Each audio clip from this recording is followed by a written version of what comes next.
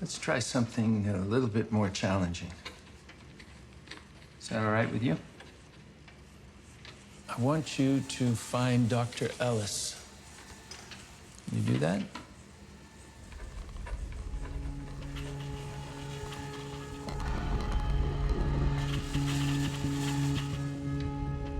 Have you found her? Yes. What's she doing? Lessons with 6 in his room. What kind of lessons? 6 is trying to move a block. A red block. Can you hear what they're saying?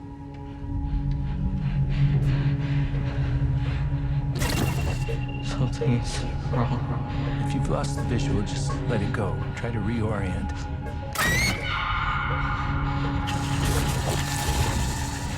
They're screaming. Why are they screaming? 10. Peter? Alec, what's going on out there? Sir, we've got a situation here. 6 and Dr. Ellis. Dead. They're both dead.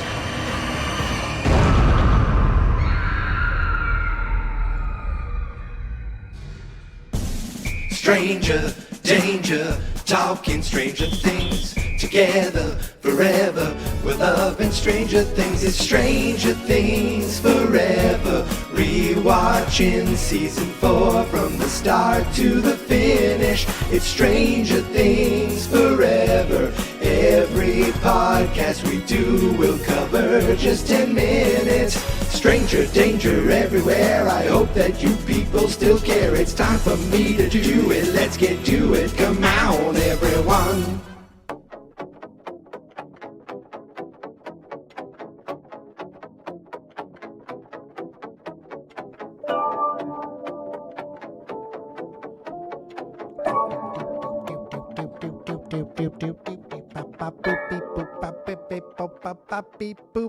Greetings, stranger friends.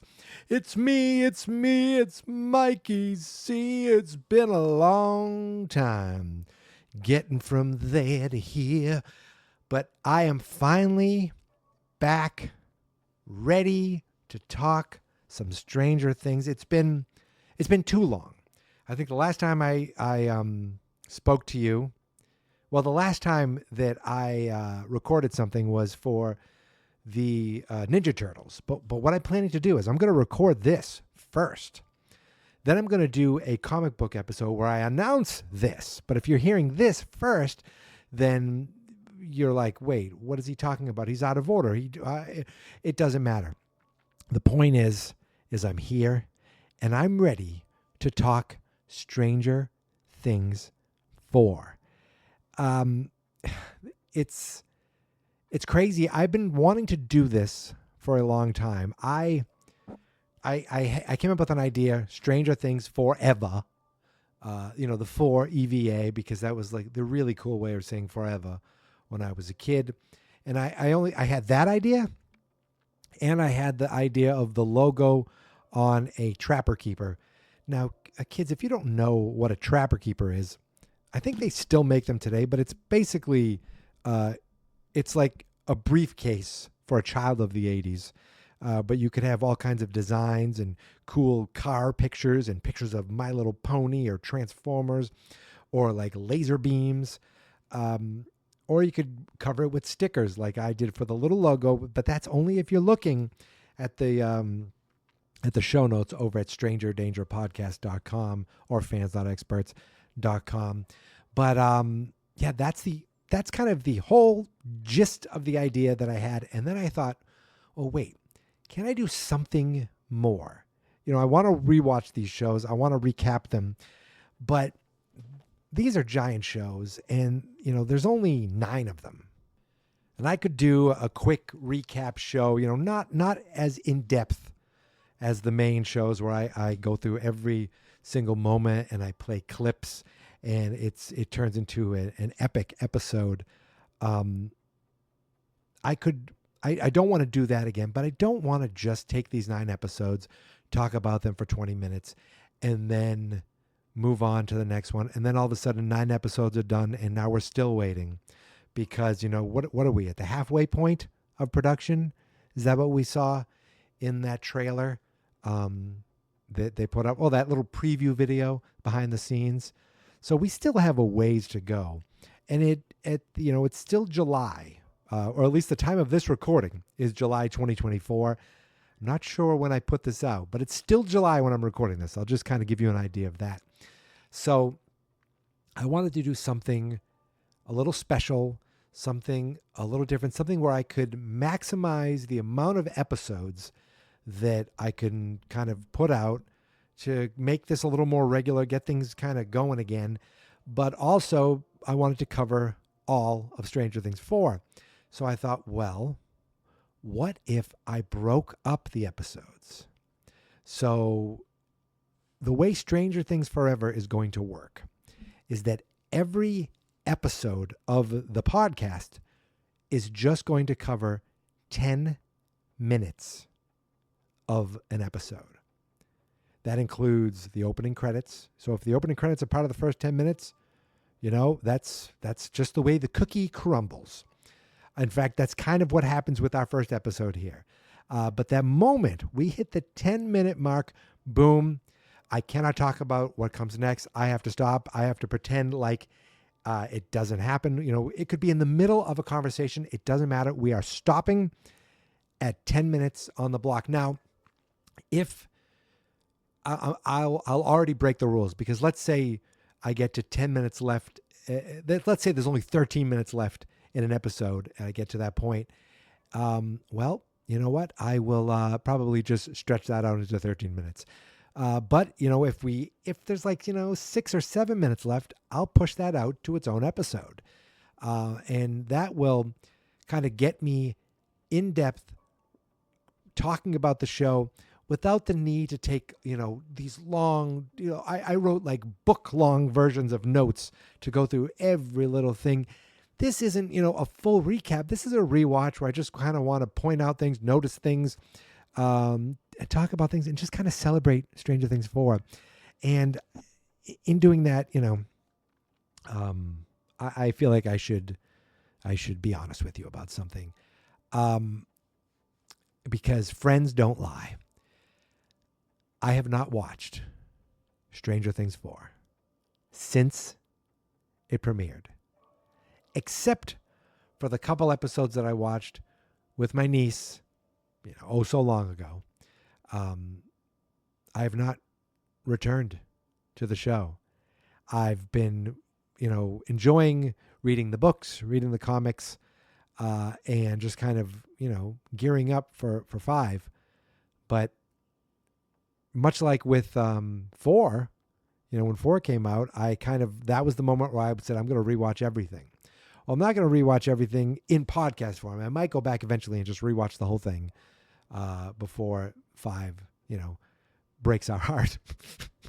But yeah, this is the first time I'm rewatching Stranger Things 4. Of course, if I'm going to do it, I'm going to do it with you guys, the Stranger Friends, right? So get that out of the way. I'm trying to think if there's anything else. Now, you haven't heard from me in a long while. I've been doing other podcasts.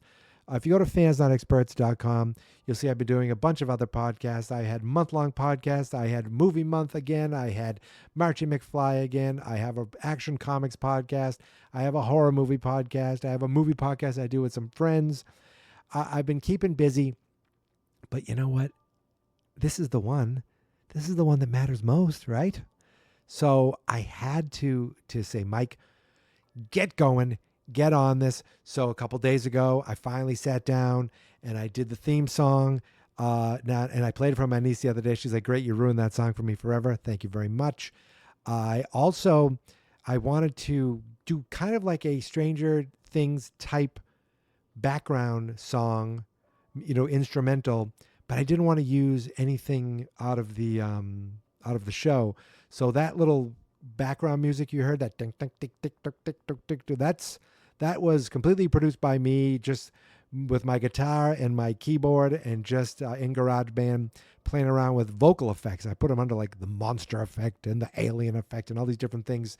And I slowed it down a bit. And I don't know, I thought it came out kind of fun. It kind of sounded like something you might hear on an episode of Stranger Things. So I hope you enjoy that as well. But yeah, this is what this is going to be. Stranger Things Forever. This is just the Hellfire Club Part 1. So this is going to be, I think, if I did the math right, 7 parts to this. Am I correct? Yeah, I think it's going to be 7 parts, and then there's a couple minutes at the end. But again, I'm not going to do a full episode covering 3 minutes. I'm not the Star Wars Minute podcast or Minute by Minute podcast or any of those things. This is just my way of reliving all of the Stranger Things 4 episodes, but doing it in a way where I kind of space things out. So I have kind of no idea how it's going to come across. I've watched the first 10 minutes. I'm ready to talk about it, but we'll see. Is this going to come off like lame, or is it going to come off amazing? Or I'm hoping somewhere in the middle, right? Somewhere in the middle. I don't mind being lame, but as long as there's moments of just pure amazement, it balances it out.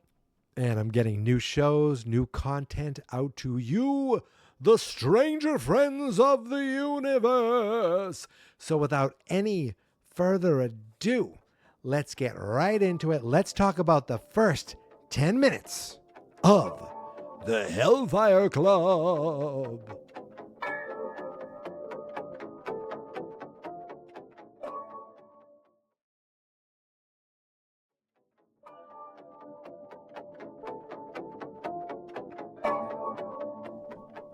So the interesting thing about the rewatch is that, when I watched this the first time, what I tried to do with the whole season was to watch and record an episode and not watch the next episode before recording.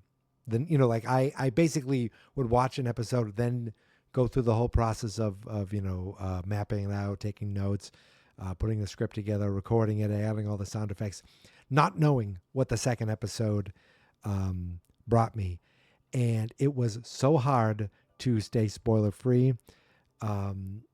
It was like, because my friend wanted to keep talking to me about it, and of course everyone online wants to talk about it. But I thought, it would be kind of fun to kind of do it that way. I don't think I'm going to do Stranger Things 5 that way. I want to just watch it, enjoy it as a fan first, just kind of take it all in. Then very quickly start pumping out episodes to you guys. But the fun thing about this is now I'm looking at it knowing where things are going. When we first saw this neighborhood in the first shot of Stranger Things 4, I didn't watch. I think Netflix released like the first 10 minutes, and I completely avoided it. There's a lot of tweets about, oh, look at this shot and look at these people, and people are posting, production shots. And I'm a podcast about Stranger Things. I love it, but I don't want to know too much. I want to go in as fresh. I don't want to be like, oh, they're wearing that sweater. That means this is the scene that they shoot at this day. I don't want to know that stuff. I want to watch it with, clear eyes, full hearts, can't lose. And so sometimes I kind of avoid those things online. I'm trying to do the same thing with the new Superman movie. People love posting all these James Gunn Superman pictures. I'm like, okay, great. I saw enough. I don't want to see any more. But I didn't watch this when Netflix posted it. I said, nope, I'm waiting until the show comes out. If I remember correctly, I put out the final rewatch. That's what it's called. The final rewatch, I think I called it. Posted a song, and then I think I took the next day out of work. I'm almost positive I took that day out of work just to watch the first episode and get it recorded and get it done. But when I did watch it, when I saw this scene, the first thing I see, you see this nice suburban neighborhood. So of course, the first thing you're going to think is, oh, this is the Wheelers neighborhood. But actually, if I remember correctly, the first thing we saw was a warning. And the warning was because there was a tragic school shooting, I think, very recently before this going out. And of course, this episode and these 10 minutes, we haven't gotten there yet, but we all know where they're going. They're brutal.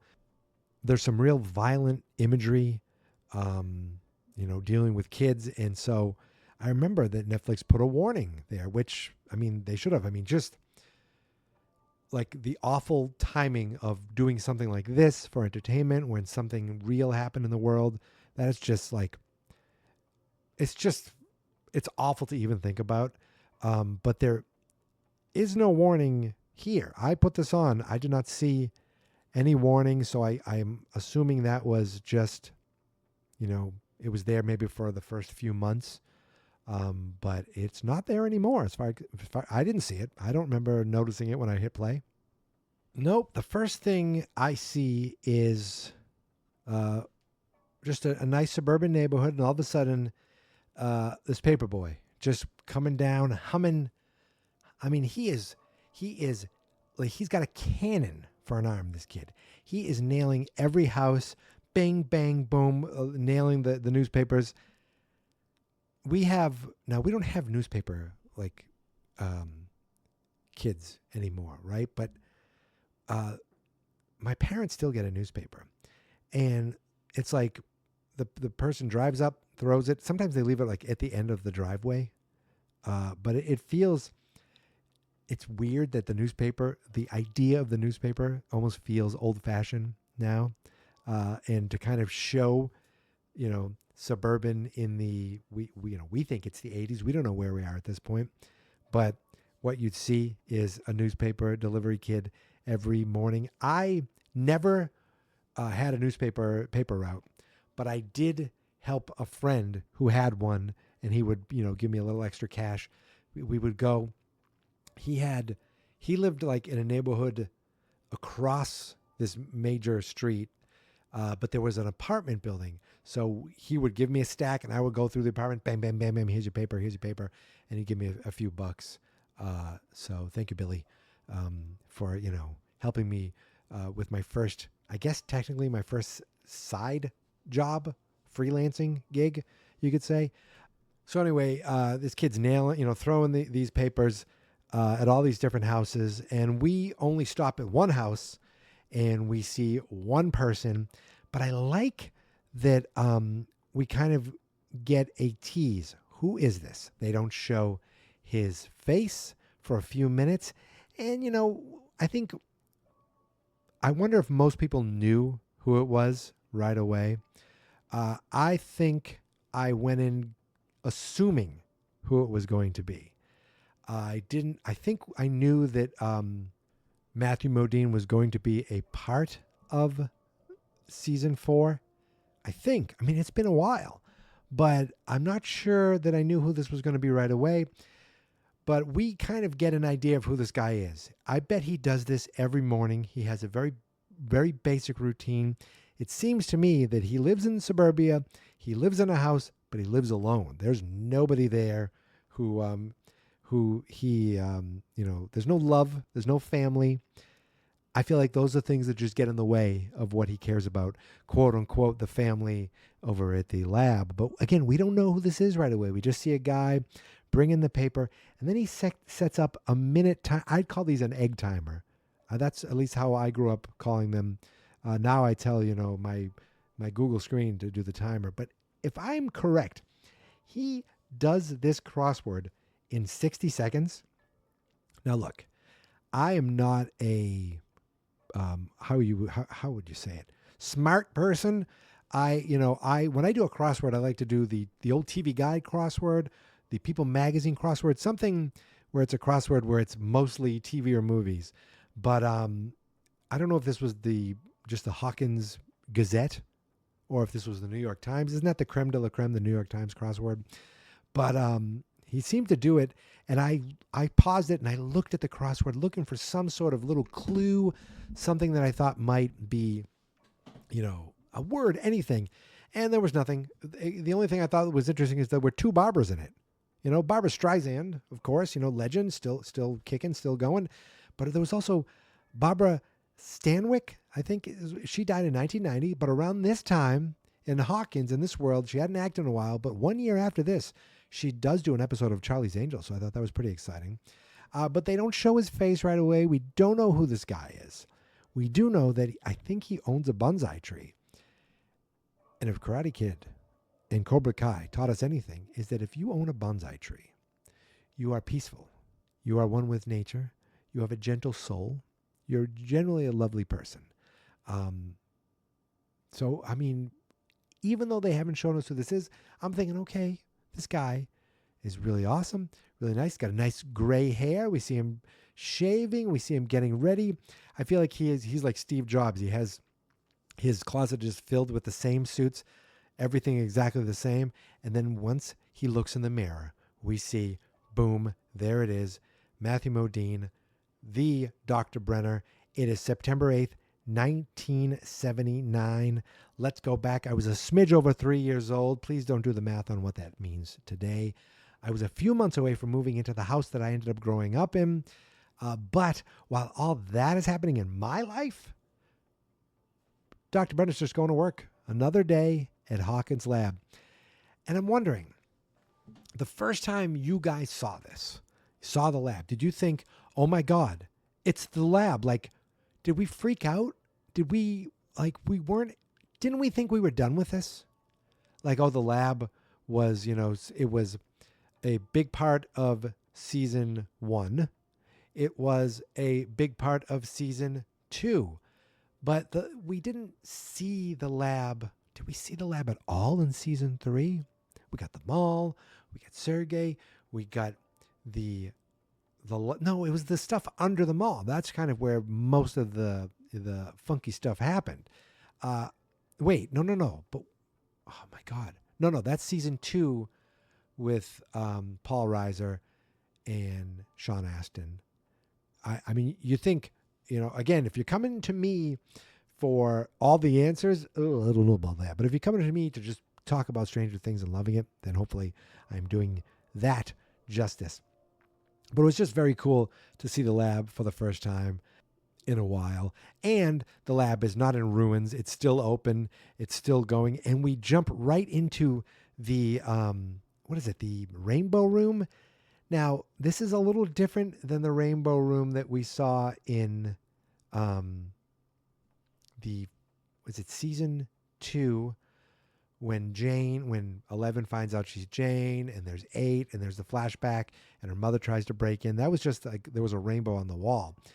But it seems like they've moved that along and upgraded to a much nicer, much bigger room that I'm still calling the Rainbow Room because there's rainbows everywhere. And here's the crazy thing. We knew her name was 11. And we met 8 at the beginning of Stranger Things 2. But we never saw anyone else.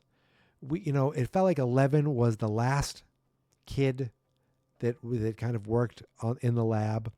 So all of a sudden, we're in here and we're just seeing heaps of kids, a bunch of kids. I thought I saw 11, it opens up, kids are playing with toys on the ground, and then there's 2 kids playing with tops. I think that's 11 right there playing with one of the tops. It seems like she's controlling most of the tops. The other kid almost looks like he's just watching her play with the tops. But I think that's 11. I can't tell because all these kids have short hair. They all kind of have the same haircut. I love that we see the little Plinko machine. We see the little Plinko, you drop the disc, the ball. We see the chess board, and we know, down the line that those come back into play with, what's his name? Henry Creel. But again, I'm speaking way too early, I'm getting ahead of myself, but it's okay now because we've all seen it. So I can spoil things. I'm not going to talk much about them because I want to focus on this time. But we just see all these kids, and it's crazy because all these kids are different ages. So it's like, how long have some of these kids been living in this place, captive, quote unquote, or whatever they think they're doing? They all have a general kind of they're playing but nobody looks happy. I don't know. The kid's just kind of like, "Bleh, I'm here. I'm making things spin. I'm making balls move. I'm playing chess with my brain." But no, it almost looks like it's like, "Okay, kids, it's time for you to do your play. Go do your play." "Yes, Papa." And they go play, but it doesn't look like they're having much fun. So we know that Martin's going to work. He shows up to work. He comes into the lab. He's like, "Good morning, kids," or "Good morning, children." And Martin Brenner is an interesting character because we think of him as the bad guy, but then we see moments of him having, like, it seems like heartwarming conversations and genuine affection for these kids. But I kind of think all that is BS. He shows up and he starts talking to 10. He's like, "Are you ready for more lessons?" And the kid's like, "Oh, I think so." Like, he doesn't even want to talk to him. He uses a magic 8-ball, which is a toy that I think came out in the 60s, maybe. Obviously, it's here in the 70s. I remember seeing it in toy stores up and through the 90s. I don't know if it's always been there or if it just kind of came back as a cool thing in the 90s. But if you don't know what it is, you shake this magic 8-ball, and it's got basically like a 6-sided, 10-sided die inside of it, right? And when you flip it over, it's got some sort of water, gross colored water in there. The dice, the die, whatever you would call it, would float to the top, and it would just land on whatever side it would land on, and that side would have an answer. Yes, signs point to yes. No, not right now. Come back later. Seems cloudy. Like, just a weird. It was like a fun little fortune telling thing. I think, and sillier than kind of like the Ouija board. But this kid uses it, and it says yes. And I'm wondering, he didn't leave that. I don't think he left the fate of the answer to the 8-ball. I think he shook it and he controlled it. Like, yep, look what I can do. I can control the 8-ball. That's just me. It never comes up again. It never kind of has to come up again. But that's just what I'm guesstimating of what's going on there. So, Martin's like, he says, "Do you want, to do some lessons?" The kid's like, "Yes." And then they go off to a private room to do the lessons. And I got to tell you, I have had a lot of doctors in my life, from pediatricians all the way up to being, your primary care physician, which is what I think they call them now. I have yet to have a doctor that wants to hold my hand to go for a walk with me. And it's not just him, okay? It's not just Martin Brenner. We see Dr. Ellis walking with 6. That's a little, we'll talk about them in a few minutes, but all of a sudden you see Brenner and 10 walking down this hall holding hands. And this is where I call BS. This is where I feel like he wants them to call him Papa, which I don't know if that is a thing that all the doctors do, or if that's like, if the other doctors are like, "Oh God, Brenner and his whole Papa thing is a little creepy. He's making us all hold hands." But it's like he's grooming them to be the family, to look at him like the father, so that then they want to please him, to do all these tests, to, to the point where their, noses are bleeding and they're, basically like straining their mind just to, of course, I would assume, become a powerful weapon in the future. But he'll show them affection. He'll talk to them. He does that thing where he draws the sun, and he draws a dog that 10 thinks is a cow. He's like, "Oh, I was never really good." And you could see them laughing. So you see this bit of affection. And I think on 10, it's genuine. And I almost want it to be on Brenner to be genuine too. And something towards the end of this minute does make it feel there is a little more genuinity. That's not a word. Okay. There's a little more genuineness. Maybe that's the word. Is that the word? That might be the word. But when I see this stuff, I almost feel like he's just playing this, this trick on these kids. And he's also doing this. He's doing the thing where he's drawing something and this kid has to guess it with his mind, which apparently is how they also pick Jedi. I don't know if you watched The Acolyte, but even though that took place a long time ago in a galaxy far, far away, I think they stole that idea from Martin Brenner. That's just my guess. I'm just going to say that. By the way, every episode of The Acolyte tonight available over at fansnotexperts.com. Sidebar, if you did watch that show, look, any live action Star Wars I'm going to enjoy. But out of all the shows that I watched, it was okay. It was probably my least favorite of all the Star Wars shows, but there were still things I liked about it. Boom. Okay, enough. Now we're back to Stranger Things. So, and before he even goes in the room, they walk down the hall. I just want to say, how awesome is it that they linger on Eleven's door? It's just like, oh, by the way, a superhero lives behind that door.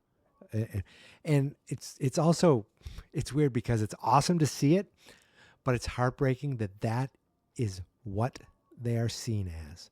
They are seen as numbers. They are seen as just kind of commodities for these doctors to test and hopefully find someone that they can use for the betterment of, their own greed, but not for the betterment of the kid or anyone who gets in the kid's way, I'll tell you that. But then at the same time, I think 11 loves having the power she has. So, yeah. But I wonder, okay, wait a minute. And again, I'm going to go all over the place, it sounds like, with these specials. But hey, I'm here talking Stranger Things, so I'm excited no matter what. 11 has the powers. Wait a minute. In the book that I read about her mother, the mother was tested on, and they talked about this in Stranger Things too, and that led to 11 having powers. So I don't know if she had some powers or she was tested on with psychedelics. In other words, I'm saying, the Hawkins lab didn't give 11 the powers, but they might have tested on her mother that gave 11 the powers. I'm just trying to think, did she have the powers and they're harnessing it, or they brought the powers out of her? I don't know. I feel like that's a bigger existential question, but it might be a question that everyone else knows, and they're yelling at their podcast radio that they're listening to around with the whole family right now by the fire. They're screaming, "Mike, you don't know what you're talking about." But anyway, 11 likes having her powers. Okay, she uses it a lot, and when she doesn't have them, again, I'm getting ahead of myself, but you can tell she misses them. But that's another time. But in another thing with these numbers and these kids just being seen as numbers, it broke my heart a little bit when they told me that other kid was 6. And the reason for that is, and if you read the comics or if you've listened to the book club episodes, is we've already met a 6 in the comics. The comic was called Stranger Things 6, and there was a complete different character. It was a young girl who, she was number 6. But in this, they're like, nope, this is 6. I don't know. I wonder why they did it that way. Now, did they just do it and not pay attention to the comic? Because now that makes that comic story not part of the canon, which, okay, I can accept that. I mean, really, it's show first. Anything else can be seen as, filling in the blanks or just expanding, stories for fun. Obviously, some of the comic books I've read, a lot of the comic books I've read, they're filling in all these spaces in between. You think, well, if that happened, maybe we would have talked about it a little bit. So I can see that many of them are probably not canon, but I don't know. I'm not sure about that. But just seeing 6 when I already knew 6, oh well. I was like, oh no, but I liked that comic. So first Brenner, has Ten look at a few or try to guess a few drawings, which he nails. But then he's like, I want you to find Dr. Ellis. And that's when we find Dr. Ellis is in another room with 6. And then, he's like, oh, he's helping her she's having him move a red block with his mind. He's like, oh, can you hear what's going on? And he's like, that's when stuff, I almost said the badass word, but stuff gets crazy.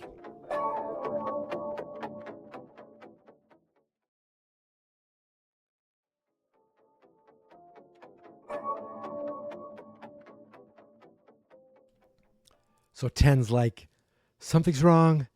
He's like, what do you mean something's wrong? He's like, they're like, all of a sudden the alarms go off. And I mean, we all know now. We know what's going to happen.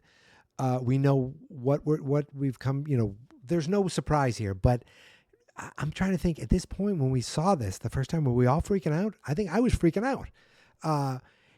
Brenner gets up on the intercom. He's like, what's going on? And then Ten's like, Ellis, 6, they're dead.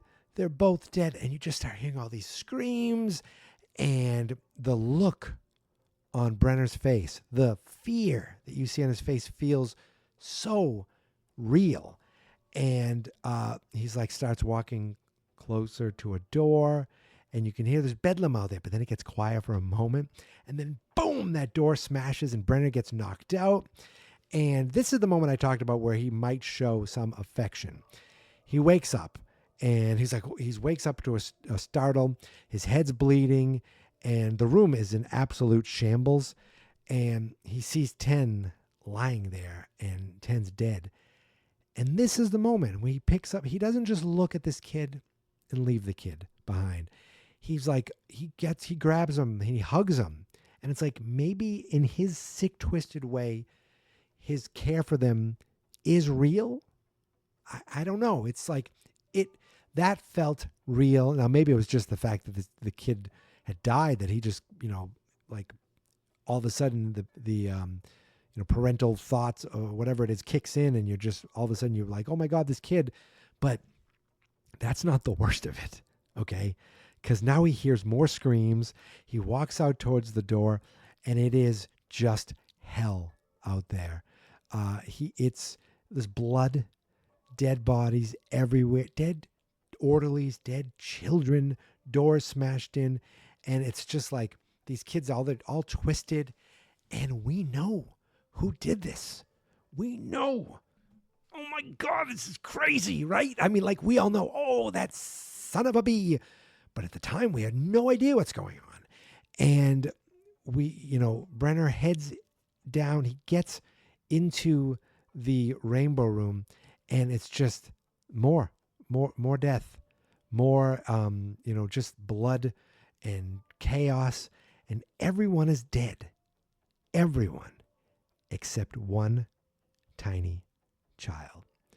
Now, before this child turns around, I think we all know who this is. I think all of us expected what we were about to see. But before we did that, if you've noticed in the background, I love the fact that the glass is broken. We know what happens there. But the thing that I don't remember noticing was on the wall in the background. It's there. It's always been there because it happened. And later we fill in the pieces that shows what happens. But there you see the gate, like the little line of the gate that had closed up. They don't hide it. It's right there. And I never noticed it the first time. Because I'm not looking at the wall. I'm looking at the little kid. But remember, that is the moment. That is the moment where Henry Creel, we know, I'm getting ahead of myself, but that is the moment. Well, it had happened in this moment. It just, we didn't see it. Where 11 tears a hole in reality, basically, and shoves that son of a bee through that gate, through that hole, which of course, leads to some trouble down the line. But at this moment, this girl aggressively fought off the boogeyman, pushed him away.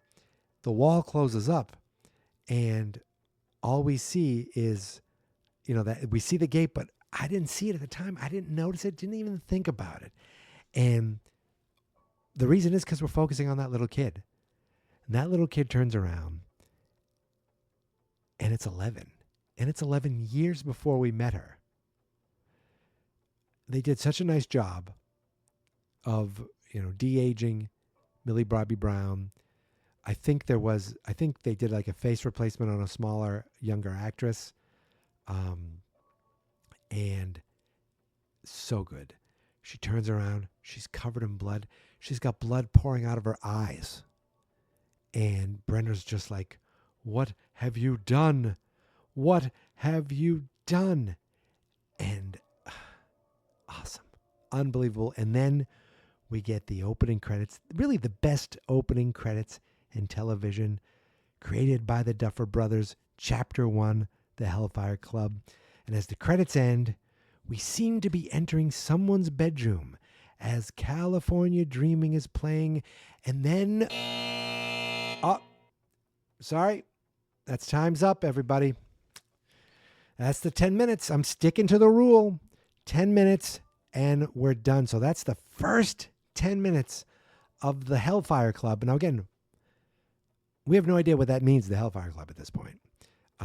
All we know is that something happened in the 70s at the lab involving 11, involving Brenner, and involving a lot of dead people. And what was that?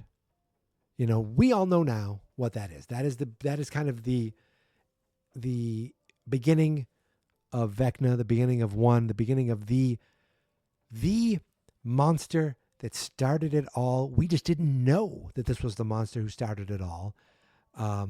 We'll find that out later. But at this point, and it's okay, I'm not going to completely ignore that we know what's coming next. I haven't done that so far. But really, in this moment, all we see is Brenner. We see him kind of trying to be a human, trying to be, I don't know, like, again, I don't trust the way he treats these kids. I really don't like them holding hands. But he did show some affection towards them.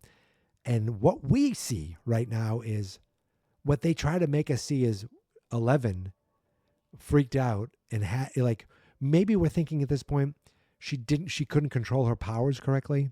So that something happened and that's what ended up killing all these kids. I wonder if that's what they want you to believe. And I wonder, did any of us believe this? I'd love to know. If you listen on Spotify, I think there's places where you can add comments. This is fairly new. But if you can add comments to this episode, I'd love to hear from you. And I will read comments in future episodes where I'm wondering, did anybody think that 11 caused this? Or did we all kind of think, oh, they're making it look like she did, but there's no chance, justice for 11. I wonder. But this was fun. This was a fun way of doing just 10 minutes of an episode at a time. So what do you think? Keep going? Yes, I agree. We'll keep doing this.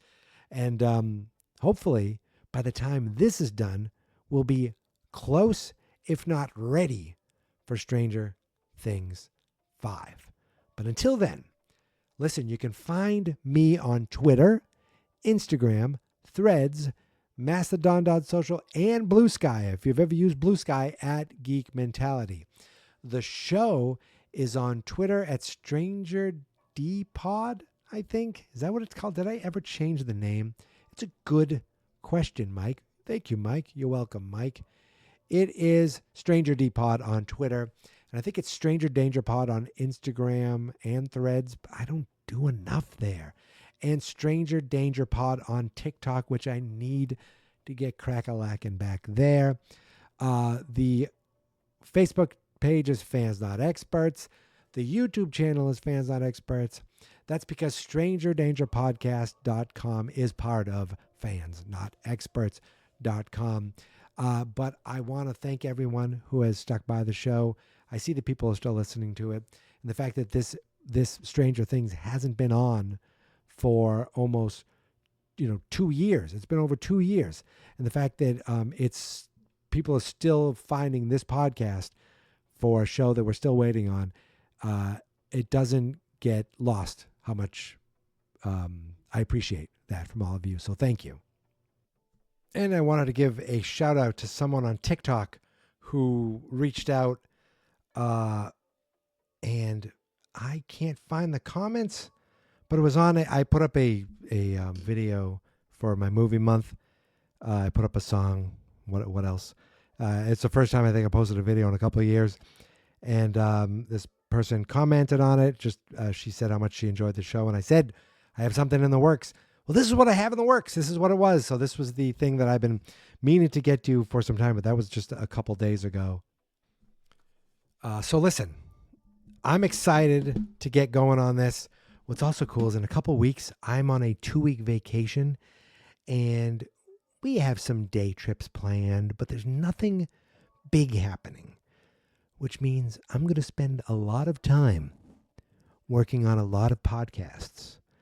And this is the big one. This is the one I want to get as many done as quick as possible and get these up and out.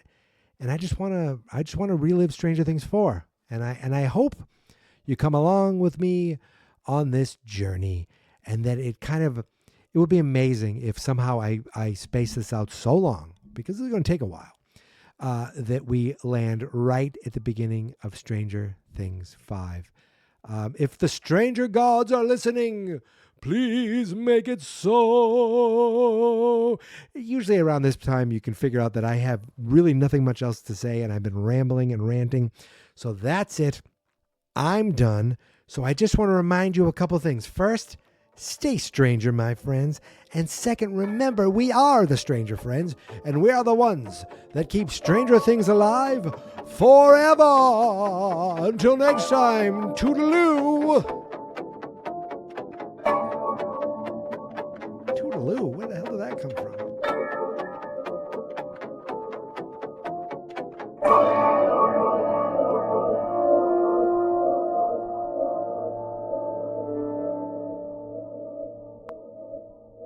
Fans Not Experts.